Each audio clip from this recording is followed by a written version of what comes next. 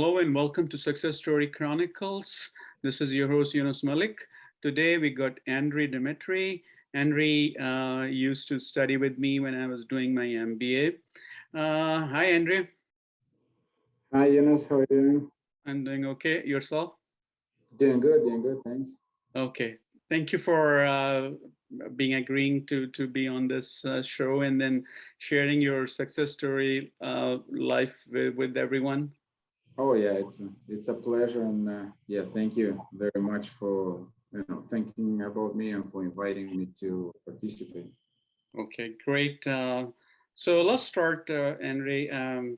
When did you come to Canada? And you came out as a student, correct? Correct. Yeah, I came in Canada in 2007, so that's 14 years ago, and the main reason was that I got accepted into the MBA, Master of Business Administration program at the University of Alberta Business School. And at that time, a lot of people asked me, out of many places in the world where you could have went, why did you choose Canada, and why did you choose specifically University of Alberta?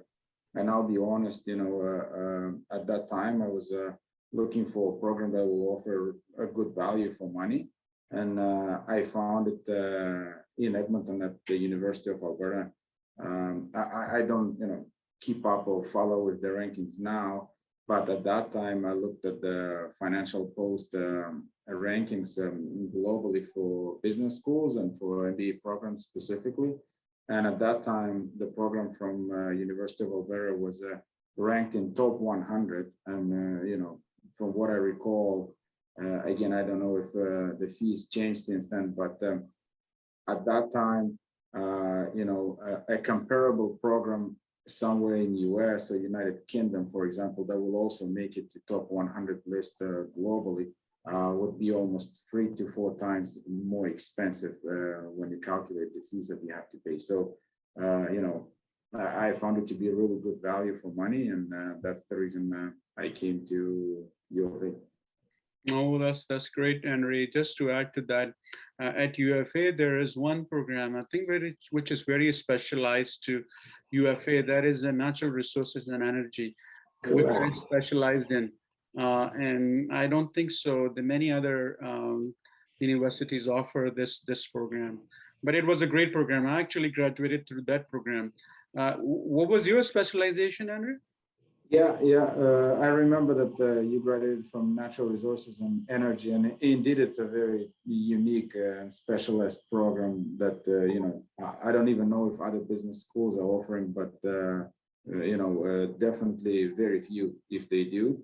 And I specialized in international business, so it was always my passion, and I was very interested in international business, so my specialization was international business. Oh, that's great. Henry, if you could maybe go a step back to tell us where you from when you migrated, and what was your undergrad degree? Sure. Yeah, I was born and raised in a country called Moldova, or the official name is Republic of Moldova. It's a very small country, about 2.5 million in population now, located in southeastern Europe.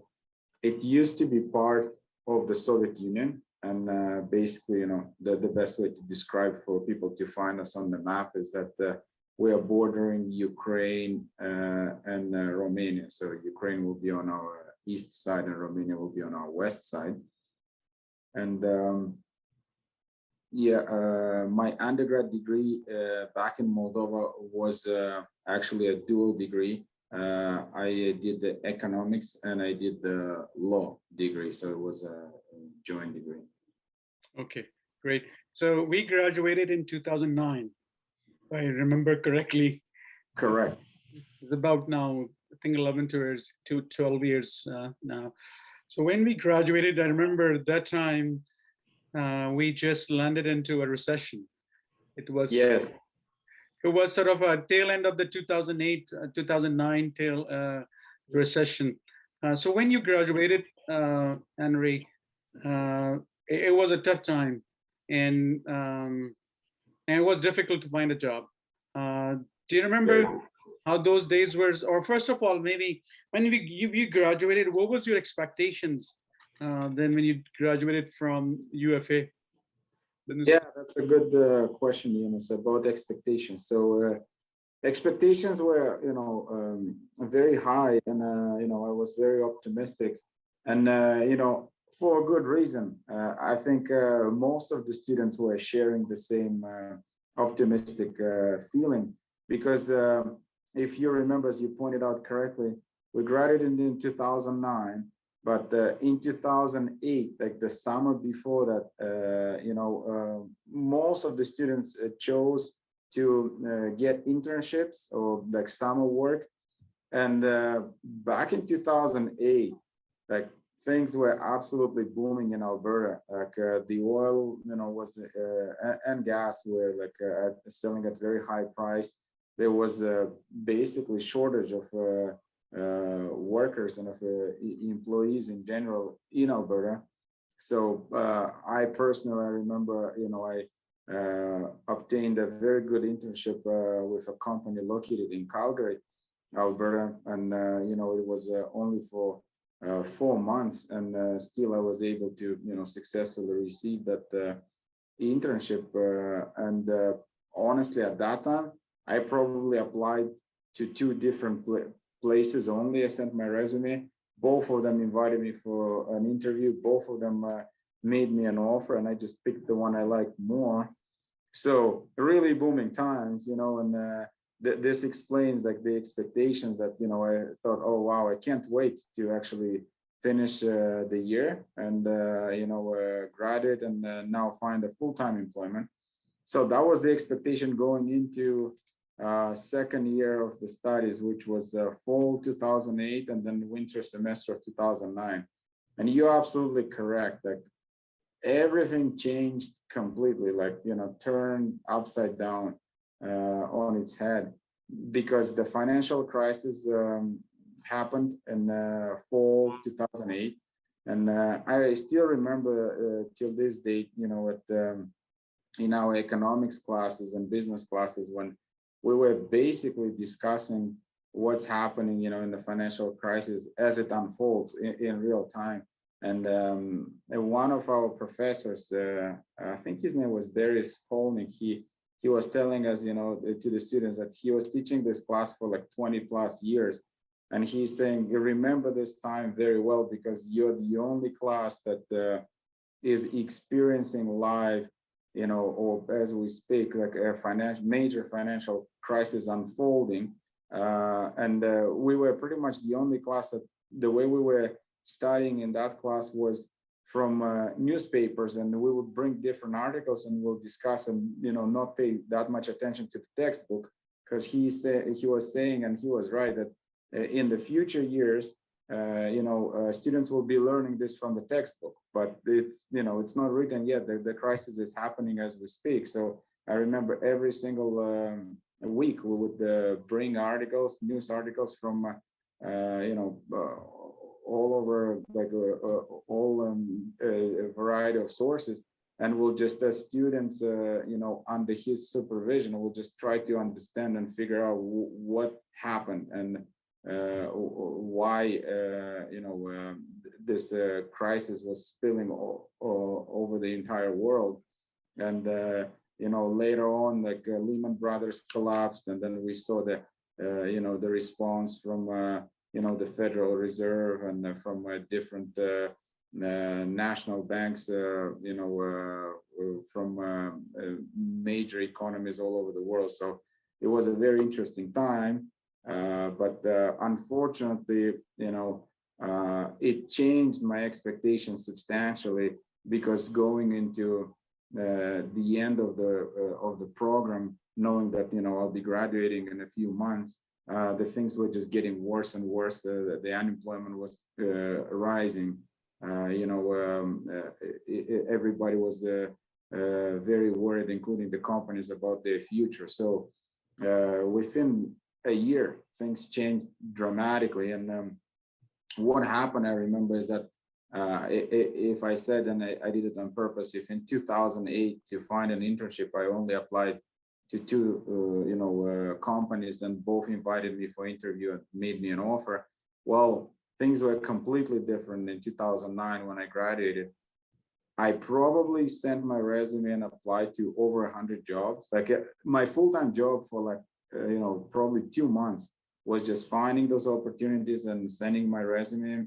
And, I had a, spreadsheet tracking everything, recording who I applied to, just to get no response at all. Like there was zero response whatsoever for like over 100 applications. So obviously that can impact anybody, spirits, and the optimism quickly turned into pessimism.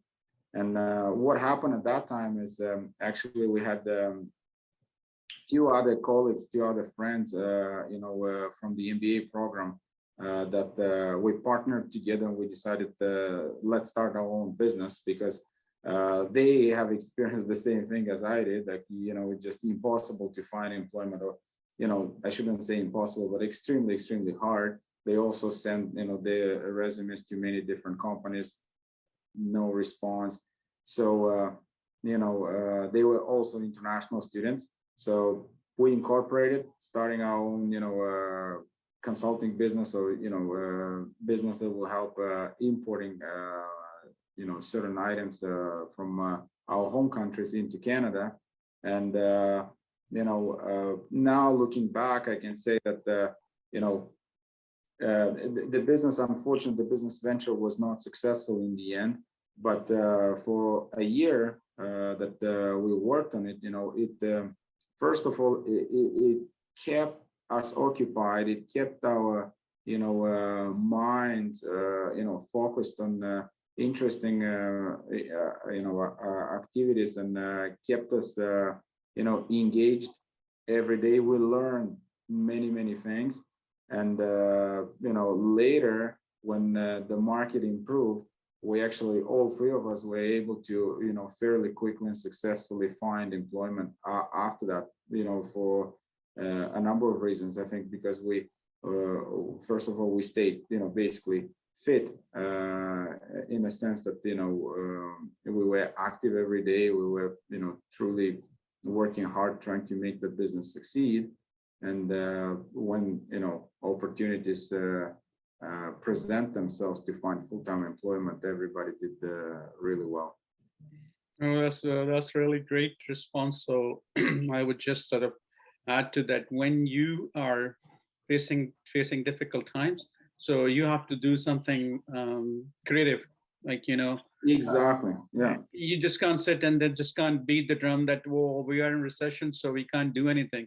And then you guys took that excuse me, you guys took that challenge, being new to Canada, being international students, and you're still were able to sort of conceive this idea.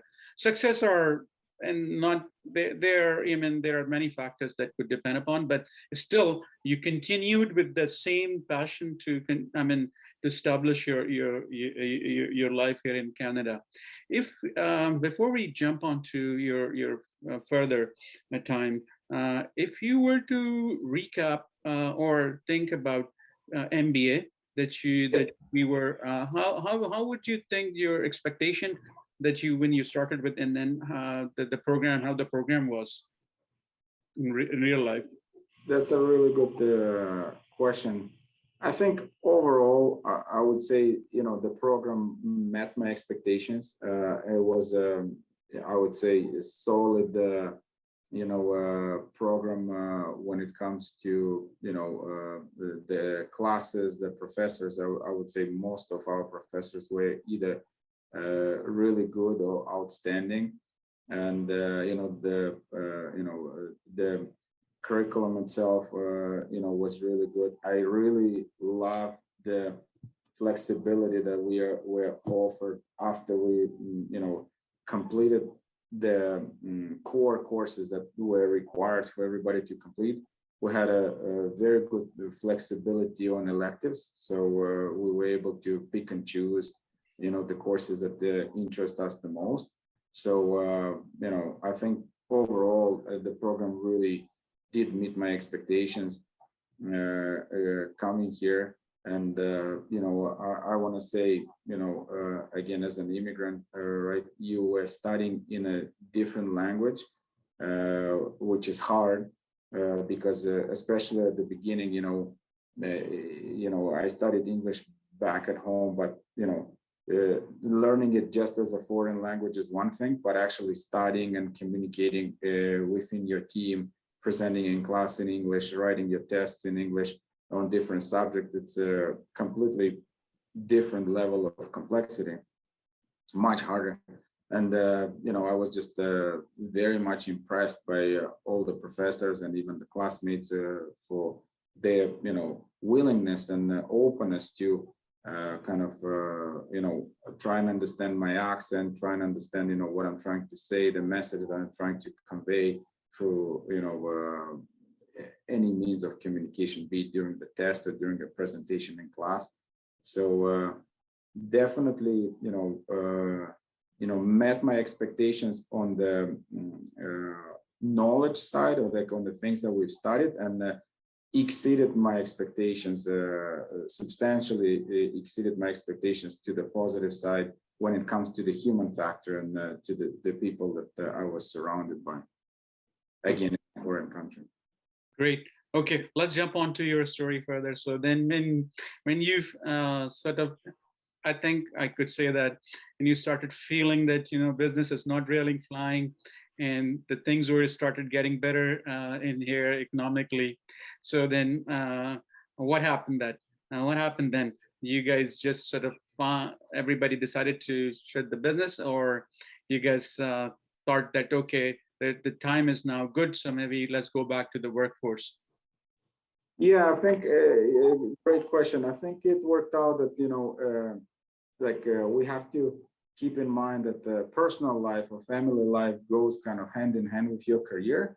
So for all three of us, it turned out that I think our kind of desires to start families and to have a stable source of income really kind of helped us make this choice, because the income that we were earning for the business was very sporadic. You could not rely on it. Like, 1 month you can do well, and then for like 4 or 5 months, you pretty much have nothing. You just keep working on your next deals and your next opportunities. And, again, coming in here as a, immigrant with, not a lot of money to my name on my bank account, this made it hard just to plan a family.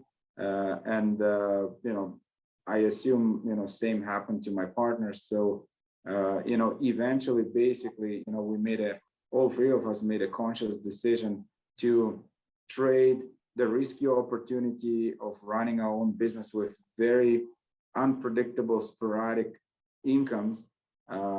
We traded it for stability, and predictability of your family budget and of your family life, when you have a secure source of income through employment and stable source of income. And to add to this, again, in Canada, like we wanted to start our families.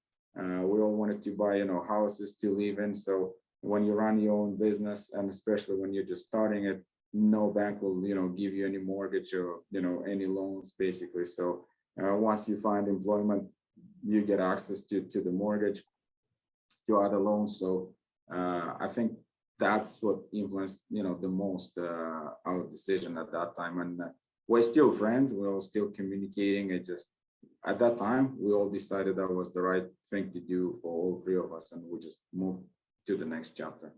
Okay, so which one was your first job? What was, where did you get it, and how, what easy or what difficulties that you faced to get the first job?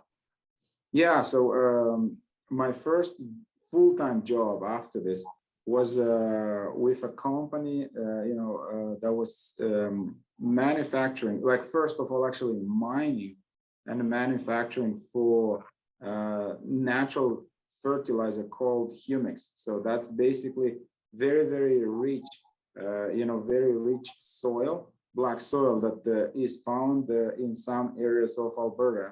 And there was actually pretty good demand for it in, from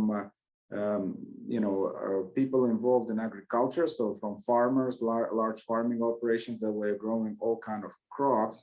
And what caught my attention again was that the demand was not coming only from Canadian farmers or even from American farmers. It was international.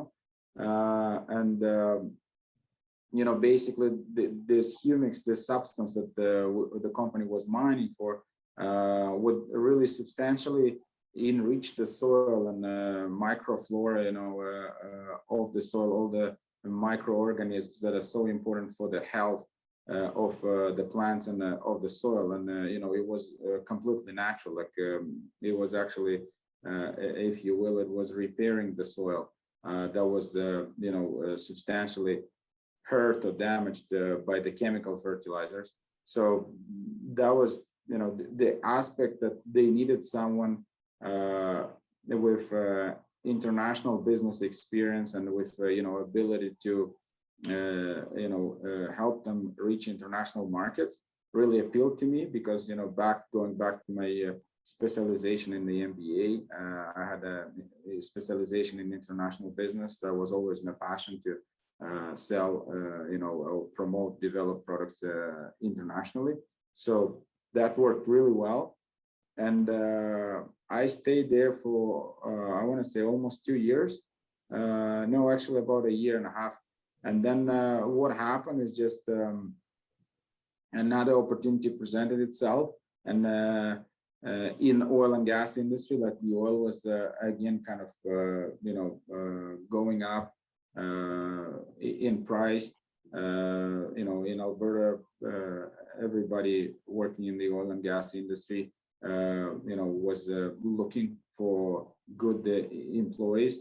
So unfortunately, probably for that company is that they were not able to afford the salaries of what oil companies or oil field service companies could for pretty much comparable type of work, comparable type of job that you would do. So after a year and a half, I made this transition to a small, it was fairly small, company that was building very, very specialized equipment for chemical injections actually into pipelines. So, whenever you transport oil, you have to add certain chemicals at certain stage of transporting it by the pipeline. I won't bore the listeners by giving too much technical details on this, but the point is that it was a very niche, very specialty application. And the owner of the company was basically the inventor and owner at the same time. He was inventor of this new technology that he patented that was, substantially better and more efficient than what was available on the market. So I just joined their company. I was in a business development role, and I spent with them about a year and a half as well. And the reason why I moved on basically is that it was a great company to work for. I liked the team, I liked the owner, and I thought, again, my calling is international business, and I thought that the owner will spend more time trying to expand the business internationally, because we had great opportunities. But honestly, what happened, the demand in Alberta, especially like from the oil sands at that time, was so huge that we just could not keep our focus on the international market. Like honestly, the what we were going through, and that's already, like I'm talking, it's like 2011, 2012. I think the oil is like at $100 or $110 per barrel. Things are great in the oil and gas industry. Lots of capital equipment, money available from all the major operators. So, the success of Alberta Oil Sands at that time kind of really took all the focus away from international business, because we were struggling with capacity, that we could not keep up with the orders that we had. And our only solution, which was the right solution, was, let's maximize our profitability. So we kept raising our prices as much as we could to take advantage of that opportunity. The problem was that for international markets, like for example, even for Middle East or for Europe, there were some local competitors that could make relatively similar equipment. And once we started raising prices, we would just not be successful in our bids. But on the other hand, we could not justify lowering them because we knew that our little plant production capacity was like working over 100% all the time, constantly. We were running overtime, 3 shifts all the time, and still could not keep up. And in Alberta oil sands, the companies will pay 3 times, 4 times the price than we could demand in Europe or Middle East for the same product. So when you have limited capacity and you have a number of customers, looking for your product, you just pick the one who pays the most, and the one who paid the most happened to be, very close proximity right here in oil sands, mostly in Fort McMurray, Fort McKay kind of area. So, great experience again, learned a lot, but lost, started to lose interest from the point of view that, it was all about maximizing the opportunity, which again, for the owner, it's absolutely the right thing to do when you cannot keep up with your orders. But for me, started to lose interest because I realized that international market was not important anymore, was not a priority. And at that time, I joined McCoy, and I joined McCoy, and very happy. And this is the company that I kind of settled with finally, and stayed for 9 years now. So going on my 10th year, and I started here in a very, very interesting role, and that's what kind of attracted me. My role was a business analyst, but what was interesting about that is that I was reporting directly to the CEO and the president of the company. So I got to work on specialty, what we call specialty projects. So a lot of mergers and acquisitions activity, analysis of potential opportunities in Canada, in US, overseas. So did a substantial amount of travel, finding those opportunities or companies that we would like to acquire and add to our portfolio. And also, a lot of due diligence, a lot of negotiations. Definitely, great opportunity. Did that for 3 years for the company. And then eventually I was moved into the sales role, which I absolutely love doing and enjoy doing. It was a sales role at that time, basically being a sales manager for the former Soviet Union region. And that comes again from my background. I'm coming from a country that was part of the Soviet Union, so I understand the culture. I speak Russian perfectly, it's basically like my second language. And everybody in former Soviet Union countries speaks Russian still, so it's extremely easy to conduct business when you speak the language, when you understand the culture. And the company was at that time actually growing in those markets, so it was a natural fit. It was my basically assignment for next 4 years to develop those markets, which I feel like I accomplished and completed successfully. We do have substantial presence in those markets now, a good list of customers that we're proud working with. And after this, I was basically promoted to the current role that I'm in now. It's a business development manager role. So now I'm overseeing, sales on a corporate level worldwide. And I'm also responsible for setting our pricing, discount structure, finding our, distributors and signing the partnerships globally for the distributors. And as well, I'm responsible for our marketing efforts, ensuring basically that the messages about our products, about the value proposition, the benefits and features of our products reach out our customers worldwide. So really, really enjoy, being with McCoy and being in this role. And most importantly, it fulfilled, the dream where I started when I started my MBA with specialization in international business. So McCoy currently sells to 61 countries around the world. So again, we're very specialized, very niche equipment designer and equipment manufacturer for oil and gas industry. And because what we make is so unique, the demand comes from, as I said, 61 countries around the globe. We have customers. That's absolutely brilliant, Andrei. In I think less than 15 years of time where you have come or you have reached, I think that's very commendable. Now Thank you.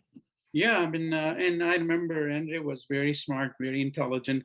I was, Thank you. I took many, I mean, most of the courses with him, and then we had some assignments, projects together as well. Yeah, I do remember that. Yeah, one of the course that we had was actually, I still remember, bargaining and negotiation. Oh, I loved that course. Yes, that course was absolutely, and in that course, Henry and I have to sort of do some negotiation on something. Mm-hmm. Henry was so smart that he actually made me just flat because I wasn't able to do anything, and it had such negotiation with what we were selling some pieces of antique item that he was selling, and Okay. and I didn't remember, I didn't know, how to negotiate, but you did very well. I still remember that. Thank you, and Yunus, I'm really glad you're bringing this course and reminding about this course, because bargaining and negotiation, I think it's the course that the concepts from that course that we learn, I'm still using today, almost daily in the negotiations, because I'm negotiating a lot of contracts, with every equipment bid, every equipment order before we receive it involves a substantial amount of negotiation. And the concepts, the core concepts that we learn in that course, I'm successfully applying them until today. And it's like a great list or guide, to how to conduct negotiations. And I found it, very, very helpful. Very, very helpful. Oh, it was wonderful course. I still have that book with me. Sometime I do refer to it. Yeah. Yeah, it was just great. Andrei, so if we, if you look back, your number of years here after graduating, you were pretty young. You were still very young. You came, yes. Yeah, you were like, I mean, but you, and then you made your space here. What are the key learnings that you went through? I mean, advancing through different stages from being a student to being sort of, owning a business owner. And then you jumped into the sales. And honestly speaking, I think sales is not easy thing to get into. It's not. It's not. And then what are some of the lessons learned or some of the difficulties or challenges you overcome, and how did you overcome? And yeah, let's start with difficulties, and then I'll get to lessons learned.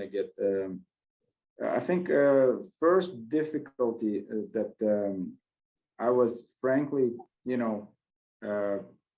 not only surprised, but I almost want to say like frustrated about, is that when I was looking for my first employment opportunities,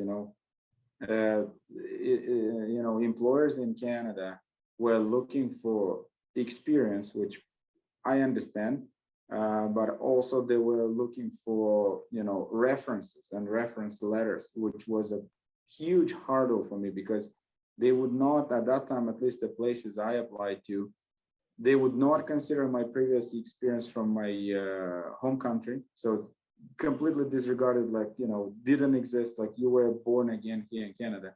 I obviously never worked in Canada before, and I didn't know anybody in Canada. So how could I get a reference letter from anybody?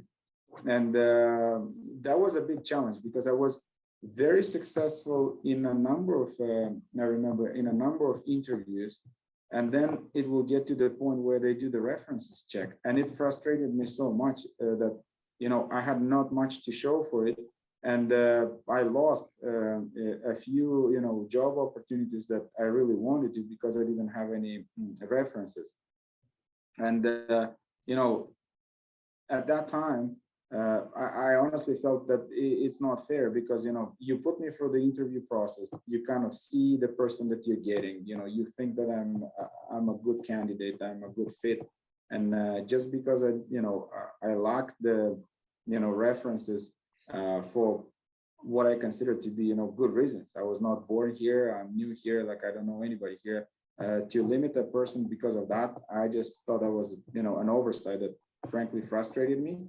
Because I always believe that mostly it should be about, a candidate's capabilities and, what the candidate, brings to the company, to the team. And a good work around that was actually our marketing professor, Robert Fisher, if you remember him. And I mean, Yes. hopefully he's listening to this one time. And Dr. Fisher, I want to express my gratitude for helping me at that time. So one time I was just standing in the hallway, and he walked by and said hi and kind of asked how I'm doing. And mostly people expect everybody to say, yeah, I'm doing fine, I'm doing good. And I said, well, not so well, indeed, I was not doing very well. And then he stopped and asked, what happened? Why are you not doing so well? And I said, look, I'm applying to all these jobs. I'm getting, interviews, but I'm not, I don't have any references. I can't do anything with this. And he said, you know what? Professors can be references too. So he said, I'll be fine to be a reference. And I was like, wow, I mean, it was out of the box thinking, at that time. Like I just never considered. I kept stuck in this, thought process that I'm just lacking this references and there's nothing I can do because I never worked in Canada before.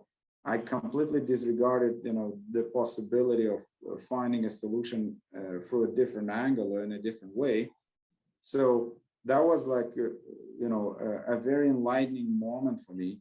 I was very grateful that he was able to do that for me. I actually went afterwards and approached two other professors, and both of them were willing to, give references for me.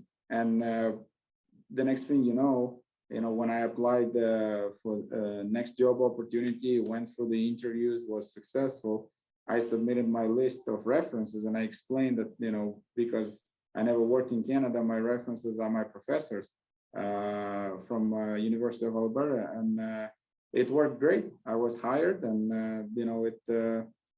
it worked. So I think this is a difficulty for a newcomer, is a lack of local experience, the lack of local references. But if you have this positive attitude, then most importantly, think outside the box, you can find a solution. And it worked for me. And, after this, once you have your first, experience, I just want to say that reputation is extremely important. You just have to make sure, even if you don't really like your work, like it happened with me when I was describing that the small company, when, I was passionate about international sales. I was rolling up my sleeves, every day trying to go and let's find this customers here. Oh, look, there's a good tender opening up, in Saudi Arabia, or there's a good tender opening up for this, equipment in Norway. Let's apply for this. And the owner would say, well, we don't have capacity to build all of them. Let's just focus on Alberta. And I was like, focus on Alberta, like so boring. It's easy to get those jobs. But why reputation is important, and you have to maintain it, because later on when I went to McCoy, the owner actually gratefully agreed to be a good reference for me as well. And he knew that the reason why I'm going is that I want to do more international business. He was not interested in doing that, so he was a great reference for me. So I want to say, even if you're not happy where you are at, there might be, first of all, different reasons why you're not happy. And in this case, is like he obviously had a different agenda than I did and different goals. But you gotta maintain your reputation. You gotta be professional in what you do, even if that doesn't align with your personal goals. And then good things happen. Like once you find that opportunity, your current or existing employer, like it was in my case, is willing to give you a good reference. So that's for difficulties. And I think for lessons learned, most importantly is I think being persistent and being focused, knowing what is that you want. I think helps you the most. And Canada, I still believe it's it is a land of opportunities. It's open for everybody. You have to be willing to be mobile if that's what the market calls for. Because sometimes the opportunities like what happened to Alberta, like many people from all over Canada from different provinces came to Alberta because that's where the opportunities were.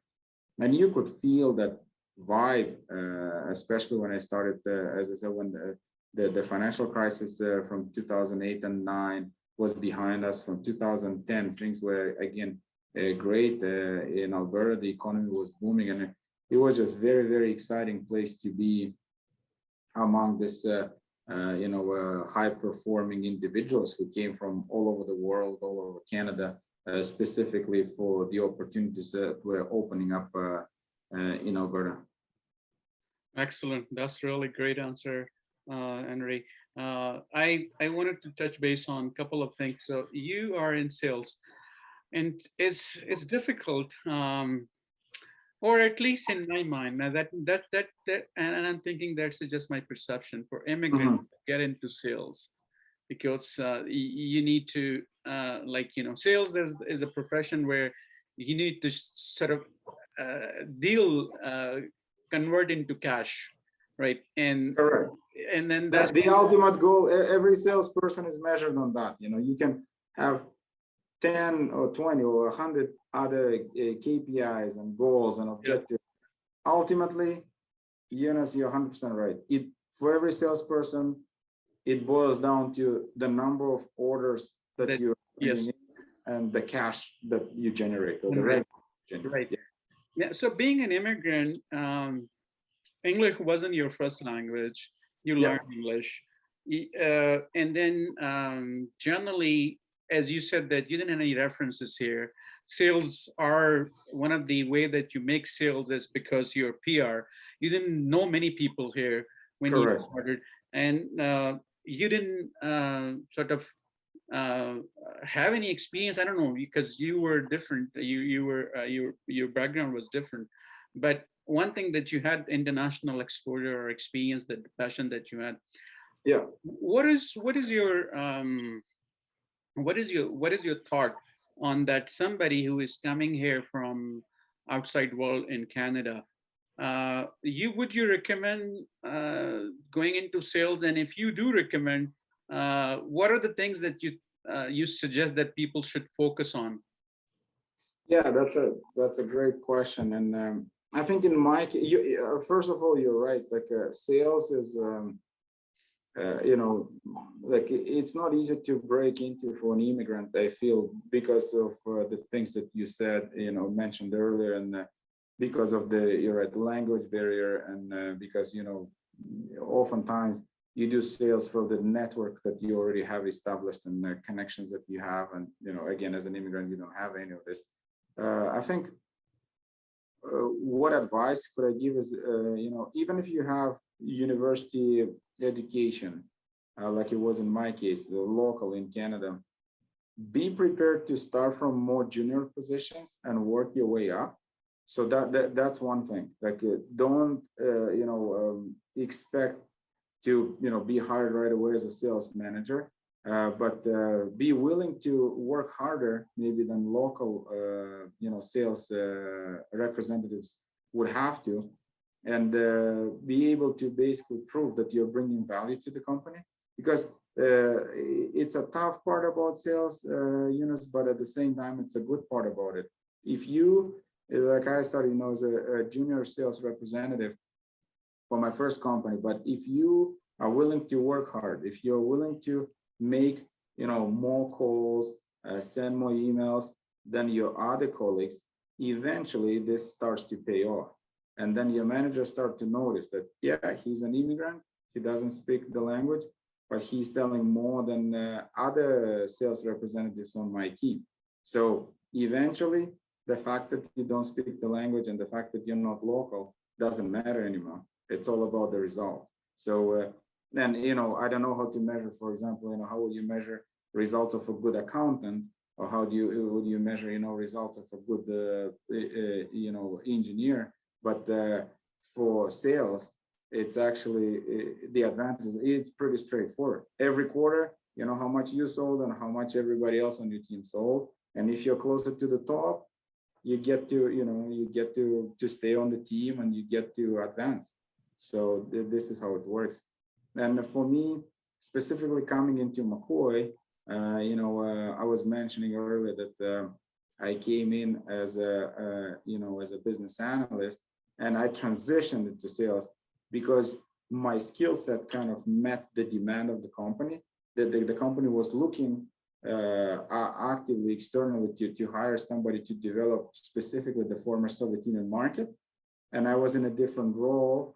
But I was approached basically by the president, by the vice president of sales and marketing at that time. They said, "Look, Andrei, we know you have this background, you understand the culture, you speak the language. Would you be interested to be a sales manager for this region?" And I said yes. So also kind of be open to opportunities once you're in a company. Like, don't think that you have to stay in the same position for 10, 15, 20 years. Once you're in the company, you can move around, and opportunities like this can present themselves. So, in this specific case, I feel like I had a huge advantage over anybody who was local, because I was speaking the language, and I knew the culture, but also I had already, 3 years of experience with the company. I learned the products, I learned our equipment, so I knew what is that we're offering to the market. Perfect. Thank you. Thank you, Andrei. And maybe if we switch gear, Andrei is now married, and he's got a Correct. 10 years, son?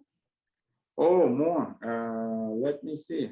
That's a good question that you're asking me. No, we actually got married in 2007, right when I started the program. Okay. So what it will be now, 14 years.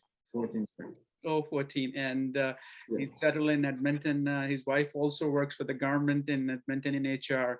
So he's really well, like really settled. So from the family standpoint, Henry, do you have anything to pass on to anybody who's listening to? I do. And I want to say, two things. First of all, my family found Edmonton specifically, in Canada, a great place to raise a family. I know some people might be complaining that, maybe Edmonton is not as dynamic of the city. There's no like interesting, nightlife and, nightclubs and, really fancy restaurants. But for people who are not that interested in this, like myself, for example, we found Edmonton to be a great place to raise a family. There's a fantastic, sport facilities all over Edmonton and in the region. And, my family uses them very regularly. Like, we go biking in the river valley, we go, swimming in local pools, and we go exercise at the, local sport complexes. My son plays, soccer regularly. So just great place, for the family. I remember actually going back, like if we're trying to give some useful tips for the immigrants. When I was at university in my first year working too, because I was in a low income bracket, like the lowest income bracket at that time, and I hope they still do it. The city of Edmonton had a great program where If you were below certain income bracket, you would qualify for a card, like a pass that will give you free access to all the city facilities. So you could go to any pools, any gyms, any sport facilities, free of charge. I thought it was great. I use them a lot. And then also things like Fort Edmonton Park, the zoo, the Mutart Conservatory, which is that kind of indoor botanical garden, basically. All of those were free. So again, it was amazing. We loved using them. And then once our income started rising, we kept buying those memberships. Now already, we could afford them. So we kept buying those memberships on an annual basis, just because we got a taste of it, free of charge when we were as a low income family. So that was really good. And then, can say enough of good things about the fact that Canada and Edmonton specifically has a free education, free and universal healthcare. So whenever you need anything, you have access to some of the best doctors and some of the best medical equipment in the world. Like our son was born here in Edmonton, and our experience, going through the birth process was excellent. It was a great care and great specialist working with you all the time. So, only good things can say about this. And, once this social aspect of your family, like good education for your child, good health care for your family, different sport or art activities that, taking care of, it really helps, because that's what makes, your life interesting and worthwhile. It's not only about how much you're making, right? Thank you very much, Andrei. Friday afternoon, you talked to me for about 50 minutes. I really appreciate your time. It was a pleasure, Eunice. It was a very good interview in the sense that you did hit some of the really good points.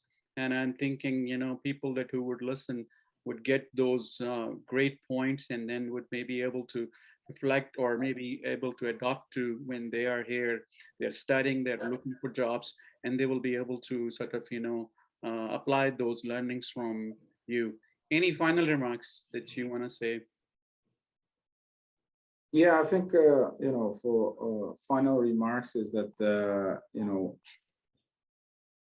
first of all, I want to say that, I know it's going to be hard for everybody who comes here as an immigrant, especially first, I would say in my case, it was first 2 to 3 years, really extremely hard. Probably like almost every day, I had a thought in my head that what I'm doing here, I want to go back, and the main reason is because you grow up in your hometown or in your home country, right? And once you leave for Canada, you lose all your friends, all your relatives, all that, social support network disappears.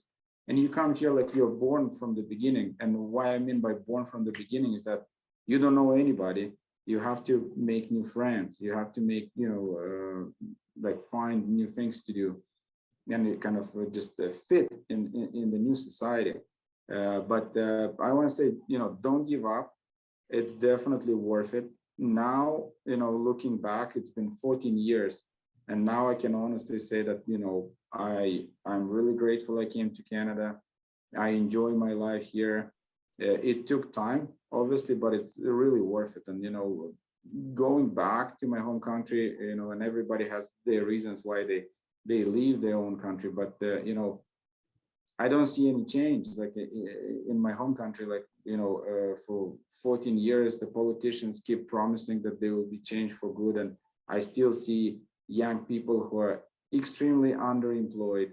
They're very smart, capable, but nobody gives them the opportunity to, achieve their potential. That's the most important, to achieve their potential. So they end up, living in this very kind of frustrated environment where they have the energy and desire to do something, but there's no opportunities for that.